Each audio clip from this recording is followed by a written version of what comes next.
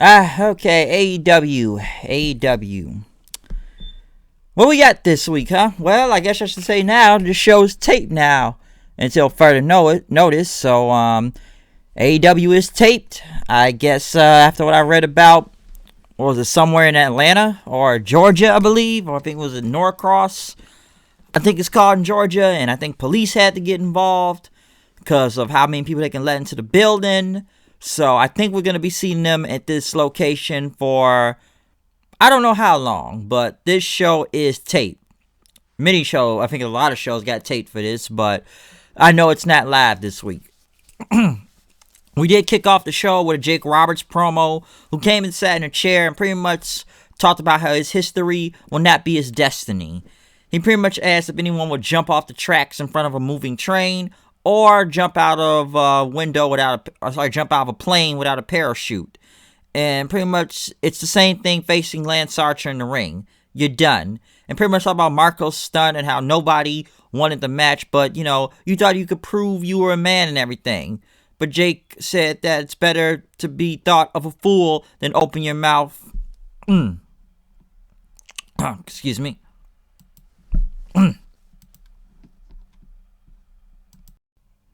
And remove all doubt, Jake Roberts went on to say. But then he addressed Cody, of course, talking about Cody and, talked about trash about him. And, you might lose the Shawn Spears tonight, so you could duck Lance Archer. But he asked Cody Rhodes, are you a man or a mouse? Let's see if you could squeak up tonight. So another great promo from another great promo from Jake Roberts as usual, which I feel like he's more over than Lance Archer half the time, which of course he is over, but this promos all the time Jake Roberts cuts is just great, okay? So another great promo from him. But then we kicked it off with Lance Archer. By the way, on commentary this week, Chris Jericho and Tony Schiavone, which, man, I'm not gonna remember everything Chris Jericho said throughout the night, but man, Chris Jericho had a lot of great shit to say tonight. Chris Jericho's been on commentary before and he was great, but man, giving him the entire show on commentary was just awesome. I forget Tony Schiavone was even on commentary at the time because Jericho was just either hilarious. And I'm going to get to more with him later, but even if a match was bad, at least he can make it sound good and entertaining that you pay more attention to him than the match itself. So Jericho is just that great on commentary. Lance Archer ended up pretty much coming out. Another squash match for him. Go against this Alan Angels guy, I believe. So Archer ended up beating him real quick in about a minute. Of course, with the blackout, just like...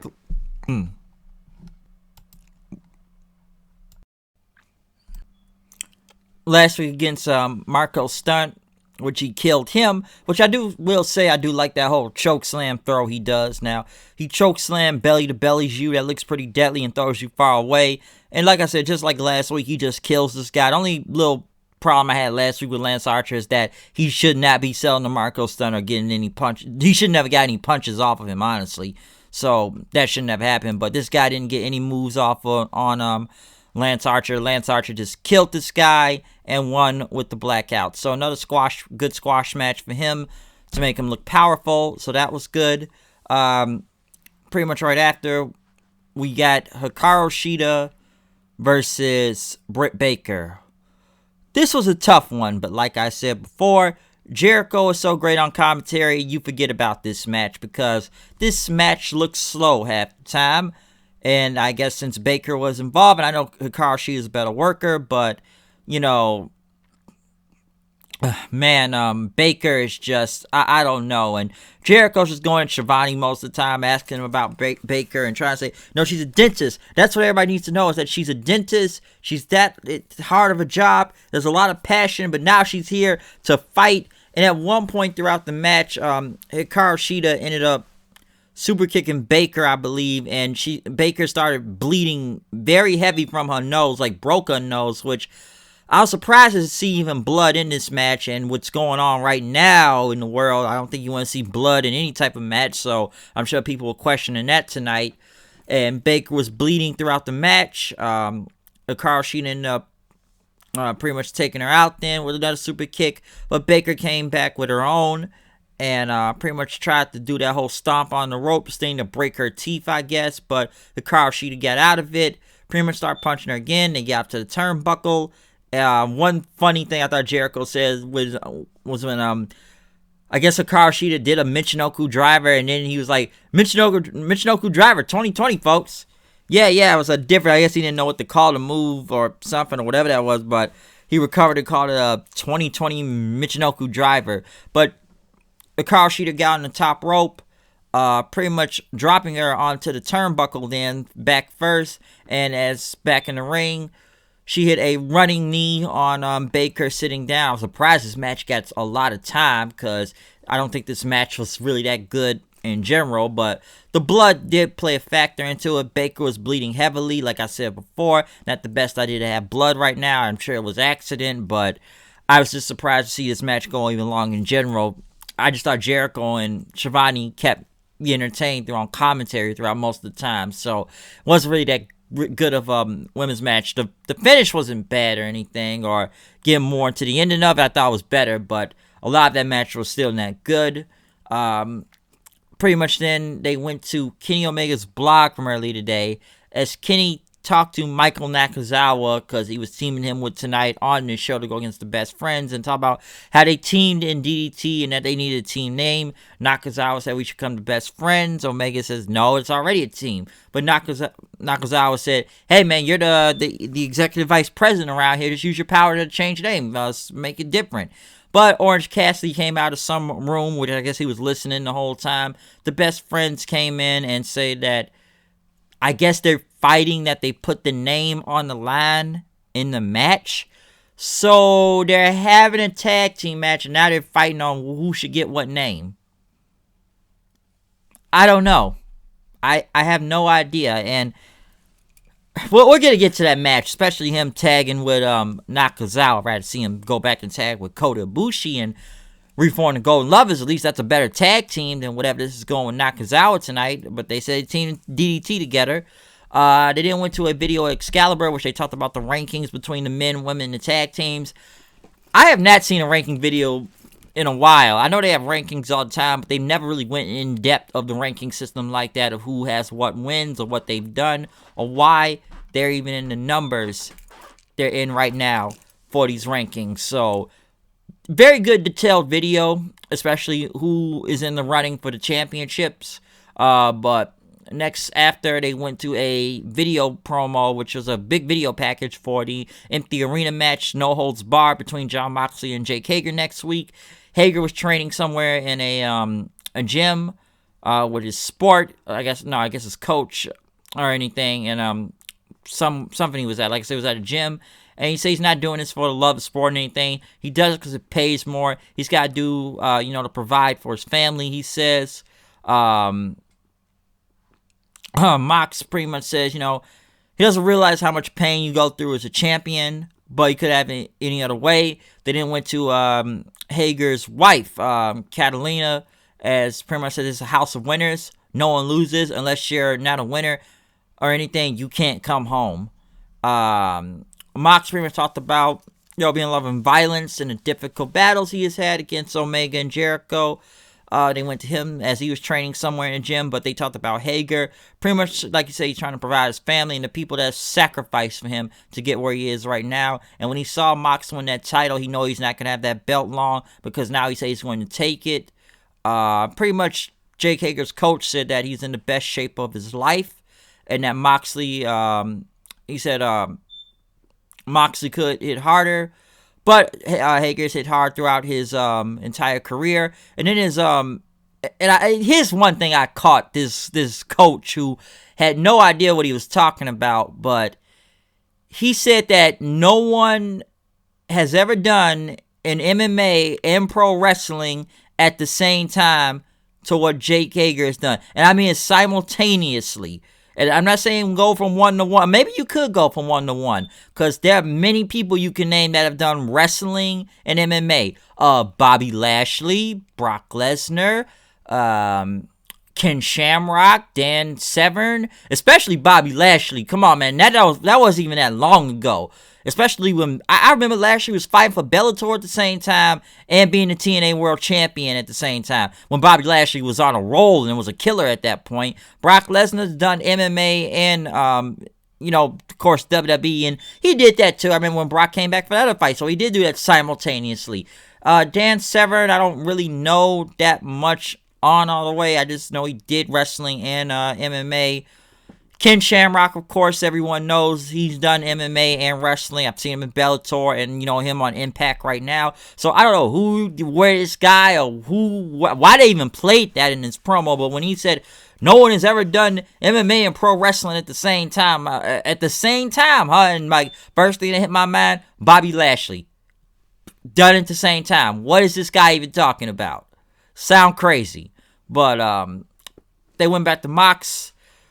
Pretty much talking about how he took Hager out with a DDT or his perfected DDT, Death Rider, paradigm shift, whatever you want to call it.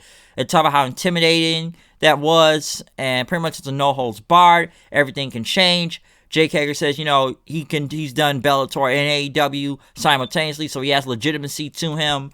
Mox pretty much went on to say that the people would hear and see every moment that's going to happen when he retains the title in the empty arena. Good promo. Good promo from both. This isn't the last time. Excuse me. But yeah, good video package though. Especially for Hager, works better in the sit down environment. Hager ain't that really that good of a promo. I've known that for years now, but Mox is great, of course. At least they tried to play some legitimacy with Jake Hager on, sitting down doing promos like last week. Because if it was live, it wouldn't have really worked out for him. Next they went to Cody being interviewed, talking about his match with Spears later on tonight. Talking about the AEW title and talk about the match he was waiting for 8 months of revenge, waiting for this rematch. Spears looking forward to it since All Out, so he knows it's going to happen. And pretty much Cody said that some guys get to the top and some don't. And he's a slow learner.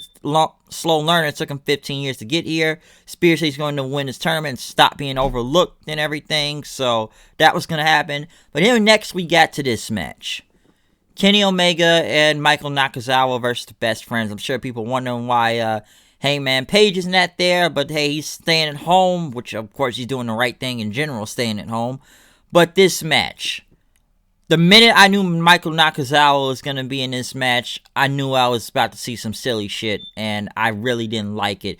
Once again, I only like Jericho, who tried to make sense of all this, and Jericho had some funny jokes here and there, like he's had throughout the night, like, hey, it's Ace Frehley turning into Gene Simmons when he was talking about Baker with the blood and everything. And Jericho was making, I feel like, some inside jokes too, like, why is he using the baby oil for? Stop doing that, okay? Why is he using this? And I don't know, man. First, it wasn't bad, and I guess they're fighting over the team name or whatnot. But talk about the fork and everything, like Abdullah the Butcher. I thought Jericho was funny for that, but it started off with Omega and Beretta and everything, but next thing you know, Nakazawa got in and he chopped Trent, but of course the baby oil comes in and, it just slides right off of Trent. And then it was this weird spot where I know this was edited. He's chopping him and somehow the camera cuts to Shawn Spears telling Nakazawa like he wants a tag partner. Dude, aren't you supposed to be worried about a tournament later on? Why is he out here for this tag match? That doesn't make sense. And then these random fans into the crowd, which, I should have mentioned them too, these Pineapple Pete or whatever Jericho called them, because they got involved in the Hikaru Shida and Baker match, like the fans grabbing people. I don't know who these guys were. I'm sure independent wrestlers, but why are they grabbing the wrestlers? Isn't that automatic DQ? I don't know that. Because when they cut to the camera, somehow Trent's on the ground and Nakazawa gets the tag. I don't know what was going on with that, but I don't know, man. The oil shit is just dumb, and I can see why this guy is mostly on dark. But I don't know, Omega was back in, and you start going after Trent and them. Nakazawa pretty much tried to pull Trent's legs into the turnbuckle, which looked silly. Nakazawa pretty much, I don't know, he put Trent on the ropes and used the bait. I see this where this shit starts getting stupid with the baby oil, and Jericho called it a hentai slide. I don't know about those type of words, but I'm sure what a lot of people know what that means. But like I said, Omega got back in, pretty much going after Chuck Taylor. Pretty much just start going back and forth. I don't know why Nakazawa. I don't know, man. Some of this didn't make sense because Orange Cassidy rolled into the ring. I don't know if he could even save this match from. And I think Orange Cassidy's funny, but I don't know if he could have saved this. He randomly walks in, Nakazawa and Omega, but Beretta and Taylor pretty much going for the hug, but they got pulled out of the ring. Omega and Nakazawa try to hug Orange Cassidy, but he does not do it, and he just moves out the way. Nakazawa ended up looking at Cassidy in, which he took his sunglasses, but Orange Cassidy put on some more sunglasses. He dove onto Omega outside then. Beretta ended up hitting a big tornado DDT on Nakazawa then after that, but Nakazawa came back and got a spear on him then. Omega pretty much came back in and took out Beretta and Chuck Taylor, V-Trigger, of course. But they ended up getting the upper hand, hit a powerbomb on Omega. Nakazawa pretty much got back in, but did not work. Omega pretty much got back in, took them out. What else? Nakazawa then, he pulls his underwear from his trunks, puts it in his hand like the mandible claw. He calls it the venom arm, they kept calling it, and tried to go for Trent's face, but Trent blocked it. Omega. But yeah, Omega V-triggered Trent, and then Nakazawa used the underwear and put it to Trent's face or something. The venom arm or this underwear that he was wearing from his crotch, and there was so many near falls in this match too. I didn't understand that. I was waiting for this match to end because they got so many near falls. Because he pinned Trent, didn't work. Omega tried to make the save, but then they threw Omega back out and hit him with the strong zero for the win. Okay, this was basically some type of comedy match out there, and it wasn't even that funny, to be honest. Okay, I don't know where this was going. Number one, that oil stuff from Nakazawa was never funny. Okay, it never was cool. It looked dumb, and I just don't like it. All right, I don't get the underwear thing, and listen, it was 3-4 guys wrestling in New Japan, so you probably would have seen a better match from them. But this wasn't really that funny. The underwear stuff just wasn't good. This was bad, okay? I did not like this tag match. And I like Kenny Omega, but this ain't cutting it, especially tagging with Nakazawa. Tagging with Kota Ibushi, different story. Tagging with Nakazawa, I don't know what the fuck this is.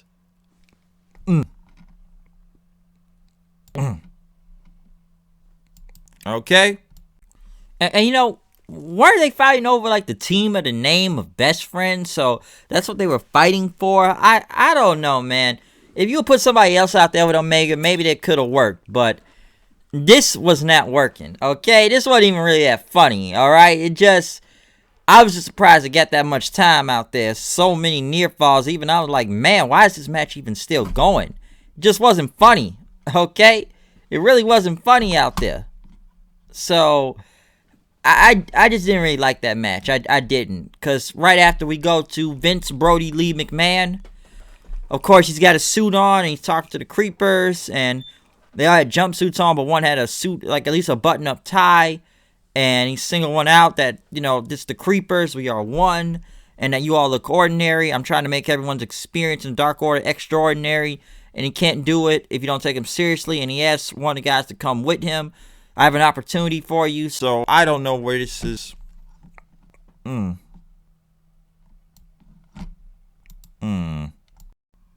yeah, as I said, at least it was a little bit different, but every time I see Brody Lee, I still feel like he's trying to be McMahon. For some reason, whatever opportunity that he's going to bring one of these Creepers to, I don't know, but I still think this is the fourth week in a row now that Brody Lee is trying to be this parody version of Vince McMahon. I have no idea why, but I guess he's going to bring one of these creepers into something for the Dark Order. I just don't think the Dark Order is over in general, but I guess he's trying to do something with this, so we're still trying to see what they're going with this, whatever now. I don't even know anymore with the Dark Order. They then went to Britt Baker pretty much talk about how Carl Sheeta is a dirty wrestler, and she's lucky she did not touch her teeth, but she would have to fix them herself because she is a dentist.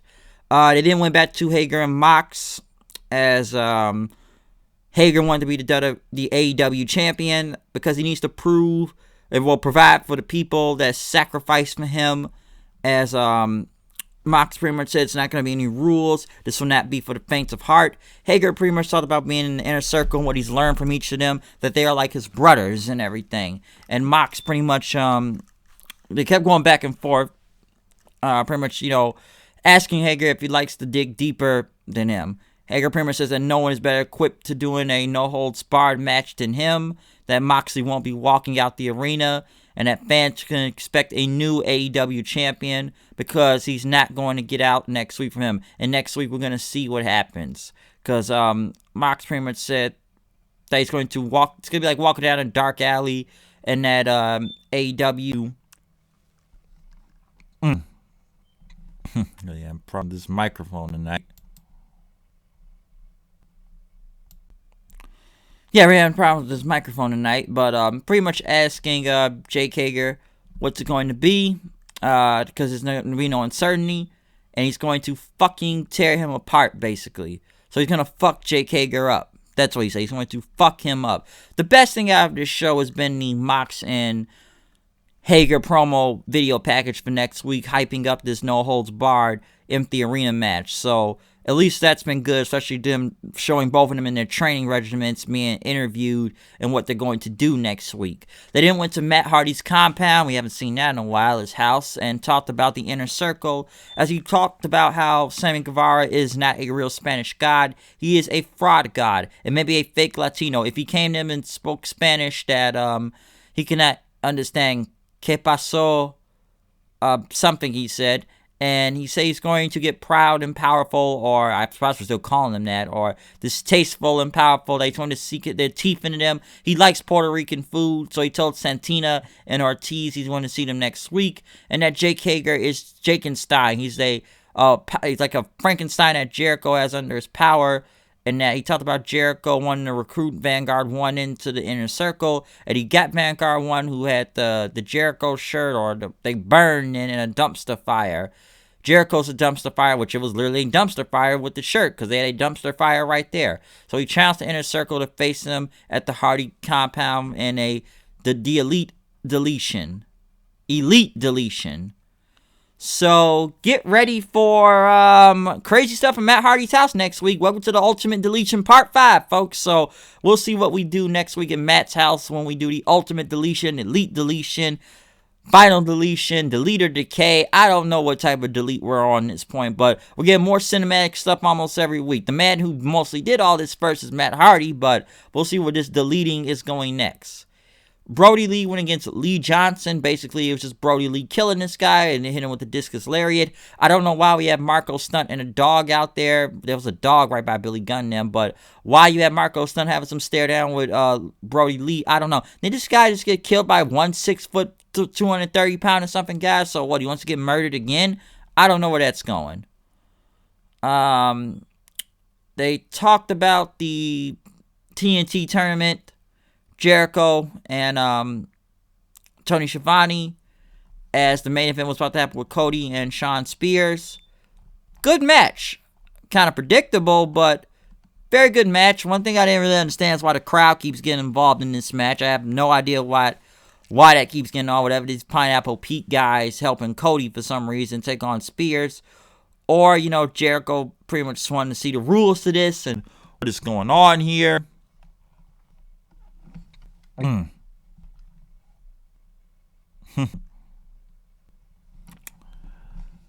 man, this thing's messing up.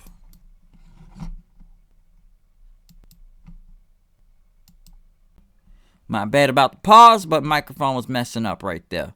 But like I said before, yeah, this was not a bad match though. Like I said, I don't know why they keep getting these fans involved, like whoever this Pineapple Pete guy is, helping Cody, and they're all singing along to his song, especially Spears even pushing Billy Gunn. I like what Jericho said, Billy Gunn, you're not a star or anything. Well, not a star, but he says, you're not supposed to be in this match. You're not even supposed to be, you're on the side, okay? Don't do anything. I feel like there was audio issues messed up during this match, because at one point during the match, you could hear Tony Schiavone, at one point he said, we'll be right back, or we're back on Dynamite, which I felt was an audio issue. It's like Jericho was talking, and then for some reason out of nowhere it says, we'll be right back on TNT. We're back on TNT while Jericho was talking regularly. I'm like, what was that? It must have been a bad audio glitch or something. But like I said, this was not a bad match. It was really good, but I don't think anybody ever saw Cody losing this match. The only thing that was kind of weird to me was that, okay, Cody hit 2 crossroads, which I thought it... But yeah, hits him with 2 crossroads, and then right after, never really seen this before, but he puts him in a figure 4 leg lock, and man, this is messing up tonight. But he pins him with a figure 4. I've never seen nobody pinned with a figure 4 before. That's new. Real new, if you ask me. Unless Ric Flair's done it, I don't know. Or maybe I need to go look up a video about that. But when Cody put him into the figure 4, he won. His shoulders was down, so he beat Shawn Spears with a submission hold, but by pinfall. I don't know. I've never seen that before. I've never seen that in wrestling before.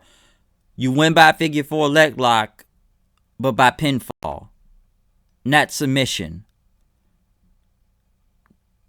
That's a new one. That's a new one to me. But overall, the match was good. Cody was going to win to go through this tournament regardless. Listen, Shawn Spears wasn't about to win, okay? It would have looked good if he had got something, but the way they've done Shawn Spears for months, ever since after All Out, this guy's either been on Dark, facing idiots on Dark, and him coming out there during that Nakazawa match trying to get a partner, wanting him to be his partner, didn't do him any favors also. So I don't think Shawn Spears was ever going to win that match in any shape, way, or form, okay? They got him too down low in the totem pole. And like I said, I don't know what the guy does on Dark. And then he's just walking around Tully Blanchard doing nothing. And then they look for a tag partner. So it would look good for Shawn Spears if he was going somewhere. But they messed up Shawn Spears a long time ago when Cody beat him at All Out. He could have went somewhere with that chairman gimmick, and that could have been something to him. He could have been like a top heel, but I think they ruined that whole thing, okay? It just did not work out well. But overall, AEW was okay tonight. The best things I could say from this entire show was Chris Jericho's commentary, which he was just gold all night. And the Hager and Moxley video packages were really great also. Archer, good squash for him. That Omega Nakazawa best friends match just was not good. I just didn't like it. Hikaru Shida and Baker was really not that good also. Maybe near the end it was with the blood and whatnot. But once again, Jericho carries everything on commentary, of course. That wasn't bad. Brody Lee, I'm still trying to figure out if he's Vince McMahon or he's supposed to be a cult leader. So it was a couple good and bad things on this show tonight. But like I said, never seen a figure 4 by pinfall though. That's a new one to me. That's definitely new. But overall, it was a good show of AEW, I will say that. But Jericho on commentary, I wish I could tell every joke he said on there tonight. But man, that was just fantastic. His whole commentary was just better than everything you would have been on the show. Even through the bad matches that suck, he made that shit entertaining and fun to listen to, okay? Jericho was just a riot. I couldn't help myself but laugh. He just made fun of the stuff that's even logically there. And like, man, why is he doing this for? This is really bad. Stop using baby oil. That's done. I want to see the Kenny that was in Japan. I want to see the cleaner, not whatever this Kenny is, okay? Jericho will say some good shit out there. So Jericho, one of the best things on commentary tonight. But other than that, that's my review of AEW. I'm done from here. I'm out of here. I'll see you guys later. Peace, comment, subscribe, stay safe, wash your hands, and we'll see what happens in the next Empty Arena show or whatnot, okay? And a great Jake Roberts promo also tonight. I almost forgot to mention that too. So I'm out of here. I'll see you guys later. Peace out. Follow me on Twitter at Hooded8Night890.